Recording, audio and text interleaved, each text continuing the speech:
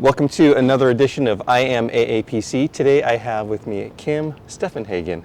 Kim, how are you? I'm doing well, thank you, Alex. How about yourself? I am great. We are here in beautiful Orlando, Yes. Florida, Yes.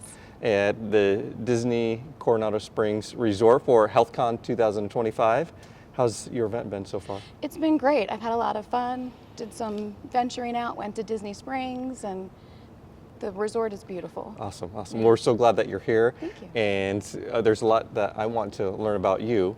And for I Am AAPC, we learn about the journeys of our members. Okay. So let's just start with, how did you get into this career field, Kim? I always say the career chose me. I started out as a front desk receptionist in an OBGYN practice, and I've kind of escalated from there. Went from front desk to billing, more of very simple patient billing. I did, sending out statements, taking patient phone calls, and from that, I got into coding and looking at medical records, and through various options with my company, I started down my coding career path. I took the AAPC course to be a CPC. I took my CPC. I passed on the first time. I was so excited. Yay. And then I have two other certifications since then. So I have my CPC, my CEMC, and my CPMA. Okay. Did you get into the medical reception? That's what it was, the first job. Mm-hmm. Did you get into that with a plan to move into billing and coding? I didn't. I was just trying to find my place. I've had medical's always been my background. My family, my parents were both EMT paramedics, so I've always been intrigued by the medical industry. So I kind of took my first step into it. You got to get your foot in the door somewhere, Yeah. and that's what I did, and here I am now. All right. So you're working in these other support roles in the admin side of healthcare, and did you cross paths with billers and coders, and that's what led you down this path? I did. I had a really good billing manager at my one family practice that I worked at. She was very supportive, very encouraging, very inspirational, and that's what kind of led me in the direction of billing and coding and really doing a deeper dive to get my AAPC certifications. So there are so many possibilities in the admin side of healthcare. What appealed to you about the revenue cycle? I'm a detail-oriented person, so I like the checks and balances, right? So if I send out, for a while I did payment posting, so I would send out the claims and then I would post the payments, and really just making sure that everything balanced, right? Check and balance. The claims go out, they come back. If they're not paid, why didn't they pay? And do that deep dive to figure out why they didn't pay, so that I could do a better reconsideration, or if I needed to do an appeal to get my providers paid. Okay, all right. And at what point did you realize the AAPC CPC certification is what you needed? It was more, there was another individual at my organization who was a certified coder, and she did teach me a lot. She was kind of my mentor. And she kind of took me through the different information, and the more I learned, the more I wanted to learn, so that I, enrolled in the program and continued down my path. All right. So you signed up for AAPC's program online? I did. I did the online course. Okay. And what was that like? Because online isn't for everybody.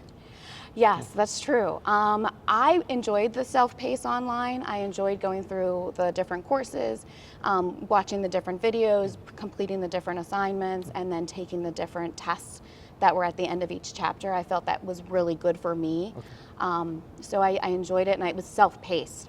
So I'm a mom of two. So at the time, my children were a little bit younger at the time. So it was convenient for me to do that at night after work. Okay. And how long did it take you to complete the course? It took me about 3.5 months. Okay. Was that pretty intense, like a rigorous, many hours Yes. evening? Yep, it was every night after work. I would do, a 1-hour session, and then on my weekends I would do the big test and the chapter reviews. Okay, so you had a plan outlined in your mind of how you do this. And did you, because of your previous, or I guess you're currently at that time in healthcare, did you need to take medical terminology and anatomy?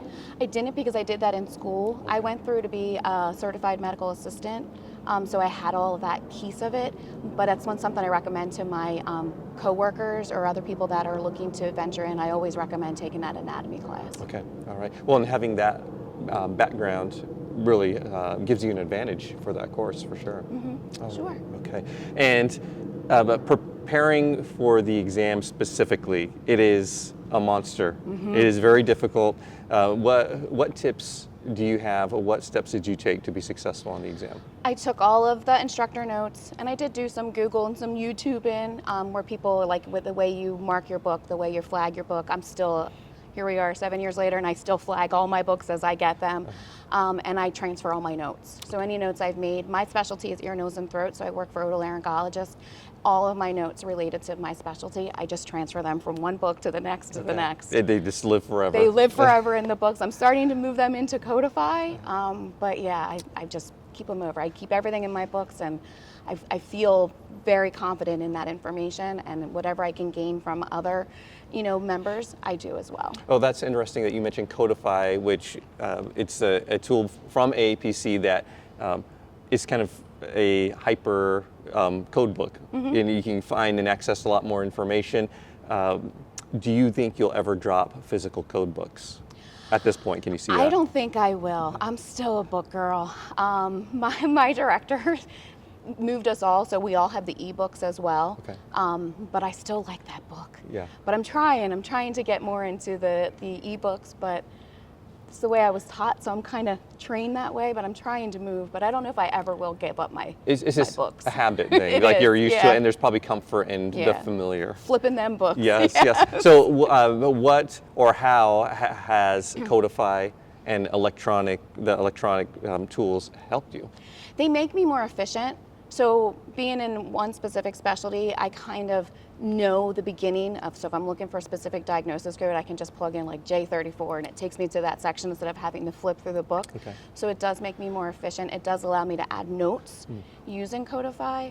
And I like the lay terms that are in for the CPT codes. So I can share that with my providers if I need to. Okay, all right. Helps you explain things to them a little Yeah. easier. All right. Well, I think that's interesting that you're teaching providers through your work. Yes. Okay. Yeah, All I right. do. I work with I have several physicians, and I work with them, try to educate them how to, make sure they're paid for appropriate services rendered. Okay. All right. Well, what if there's one tip that you'd give a future examinee? Because there are many student coders watching this right now who are fretting and nervous seeing that course or the exam at the end of the road. What advice would you give to them? Take a deep breath. You got this.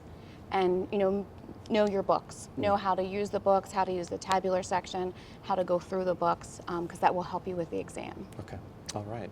Well, let's talk about that first coding position that you had. So was it within the same facility that you were working at in the admin side?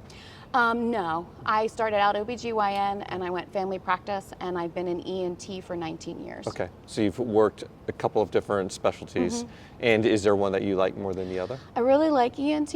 I've kind of found my place in otolaryngology, and it still challenges me because we're not using just one section of the code books. There's multiple sections. We use a little bit of everything. There's only a couple sections that we don't use in ENT. Okay, all right. And just kind of talking about the job hunt a little bit, because I think that for some new CPCAs, they struggle to find that first job. What advice would you give to them? And I know your situation is a little bit different, and we know there are many who are coming in without the experience that you had.